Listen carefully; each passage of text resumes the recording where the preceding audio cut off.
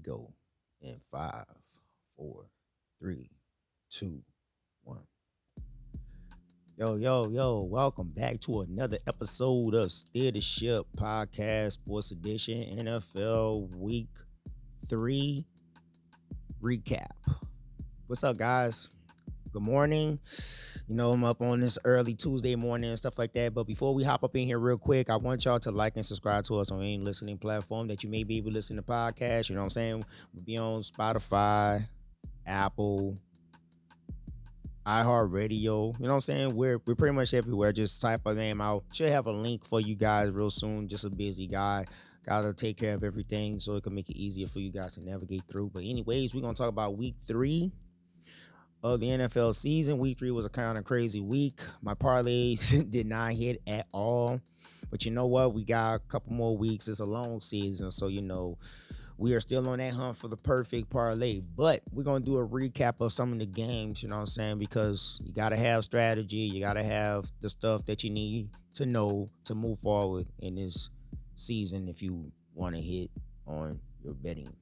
So anyways, what have we learned in week 3? What have we learned in week 3? Crazy. It was crazy. A lot of teams that we expect to win their games didn't win their games. But let's go with the Monday Night Football game right here. The Monday Night Football game with the Detroit Lions versus the Baltimore Ravens. That was a pretty good game right there, man. But it kind of shows exactly, the mistakes that can really kill Baltimore. I really like the Ravens. I really want to see the Ravens make it to the Super Bowl, possibly win one.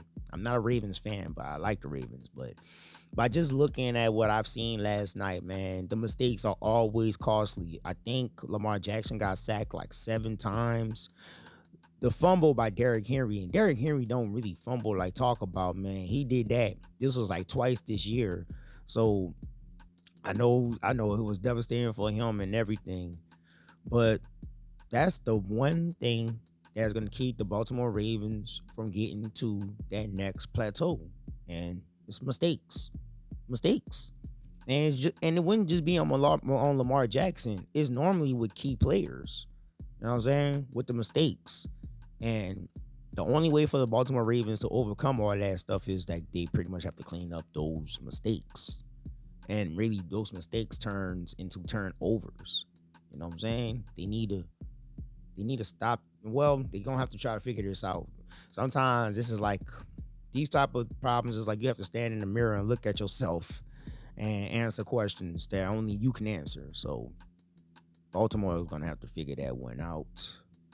But they should be able to figure it out because the next game is the Chiefs. But we're going to get with that when I start betting on all the sports. I think I'm going to start doing my bets like around maybe Friday or Saturday because this week there was so many injuries, so many things that was going on around the league that it would have been crazy to punch in my ticket Thursday night. But I did punch in my ticket Thursday night, but it would have been crazy just like, but it's more safe to make the ticket the night before because you'll see what all the reports look like and everything. You hear me?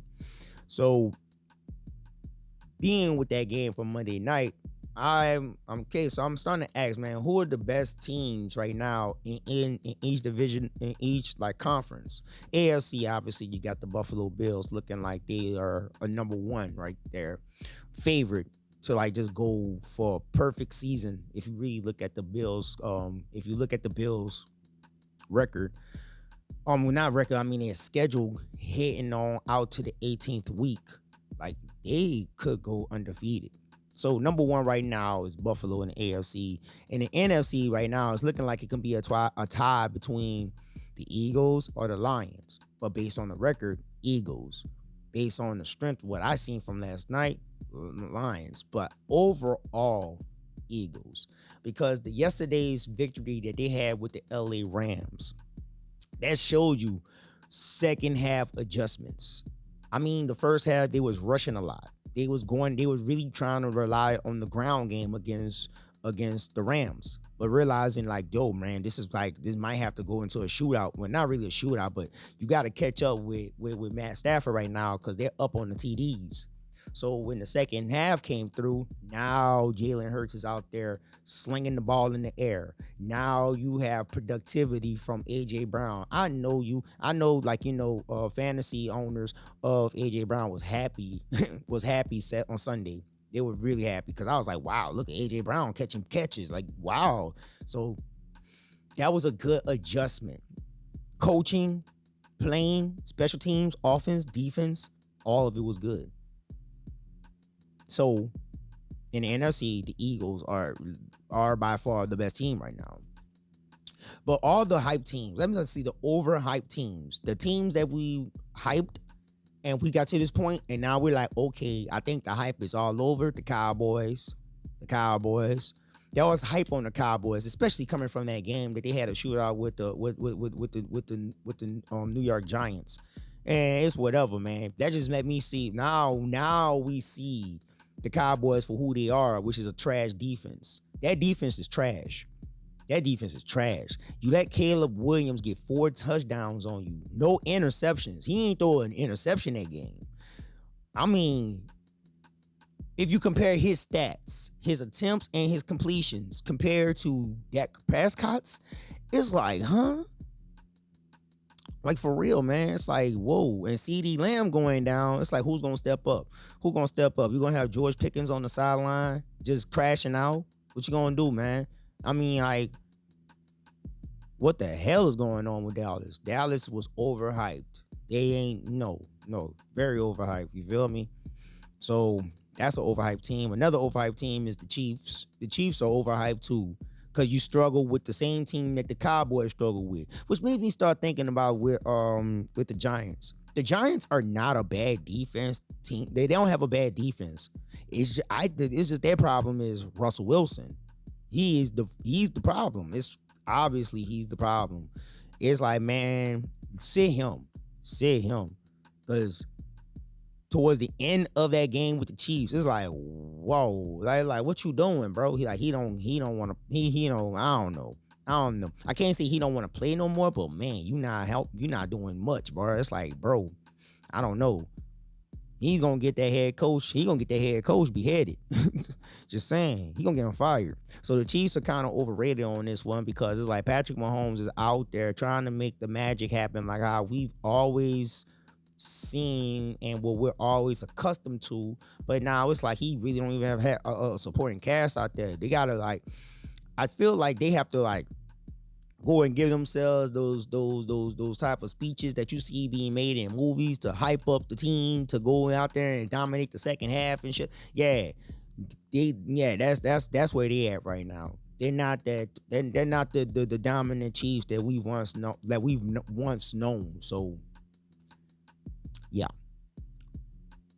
And that division is going to be real. And that division is a tough division too, man. The AFC West is like, it's pretty much, I want to say, probably the best football division right now. The best division in football right now has to be. Just with the 3 teams that's up in there. Let alone. So anyways, and another overhyped team right here, it has to be the Packers, man, because they lost to the Cleveland Browns yesterday. Period. Browns possibly, maybe, and I think they do have a real good defense. But come on, man. They lost that game in special teams. Special teams lost this game for y'all. So Packers are overhyped. Yeah, Packers are overhyped. So with those overhyped teams, I want to get to, like, teams that's like, they got me like saying, what the hell? What's going on with these teams and stuff? The first team is the Texans. I gotta go in on the Texans, man. I live in Houston, so I gotta go in on the Texans, man, because it's like, this is not just a quarterback thing. This is a team thing. The defense is okay. It's the offense. So it's an offense team thing. And we're going to start in the beginning. The line. How every time you can get a good drive, you get that drive taken away because of a holding from your left tackle. 10-yard back. You hear me? Ain't that a bitch? Well, you only rely on one receiver, and that can be detrimental. That can be very detrimental in many ways. Not in many ways, but in a few ways. I mean, he could overexert himself, and next you know, a fumble. Nico Collins. I'm like, wow, that fumble, that was crazy. Um, it's just like, this is how I gotta say it. If the Texans lose to Tennessee, it's time to hit the panic button.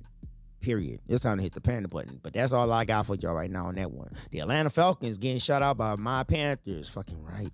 But like, what the hell happened? And this ain't even just all over. Michael Penix throwing interceptions. They can't even get into. They couldn't even get into red zone. They missing field goals. I mean, you got rid of your kicker to get another kicker who did well last game, but like stunk the whole place. Hey, it's different, I guess, to kick in stadiums versus outdoors. So yeah, wow, that Falcons is like, what the hell happened to y'all? The Saints. The Saints, I don't know. Can I even go in on the Saints talking about what the hell's up with this team? It's like, not really. They just trash. They just trash. It's like they just trash. I don't know what they need, but they need is something. They need something. I don't know. Is it Rattler? I don't know. I don't know. I really don't know.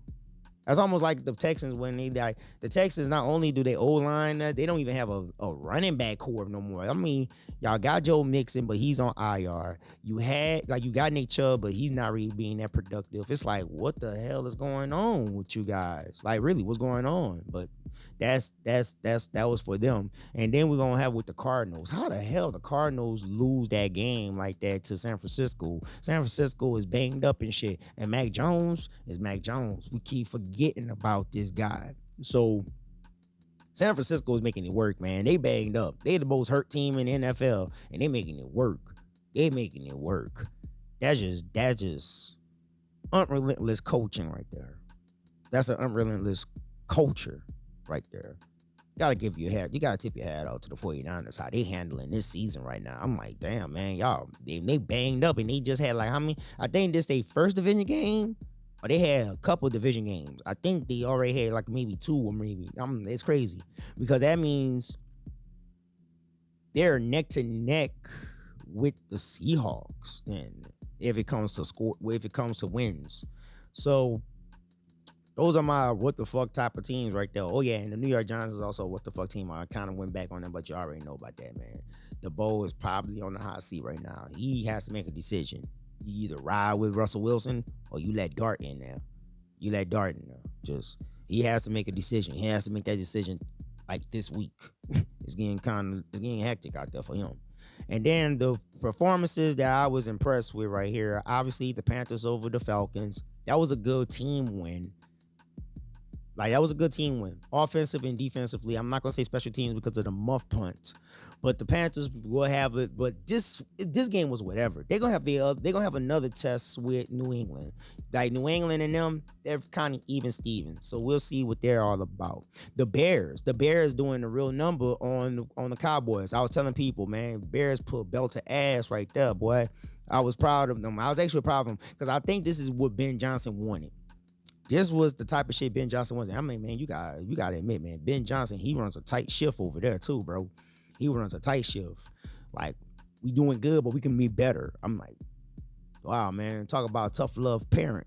And then the Eagles. Like I said, man, the Eagles are the most impressive team right now. I was impressed with the Eagles and the Lions by how they dominated. The Lions, how they just went in there and they dominated the win. The Eagles for how they just fought and clawed back to get that victory. I thought the Rams was going to win the game. I swear to God, I thought they was going to win the game. But, hey, man, they're the best for a reason. You hear me? So, yeah. And that's about it right there, what I got for you guys, man. Just a recap on everything from last week. I'll be having another show coming out later on this week, possibly towards the weekend, Friday or Saturday. I'll put the horn out there about it. And that's about it, guys. I'm about to get up out of here, about to hit up the gym, about to get the day started. And I hope you all have a good week out there, man. And peace.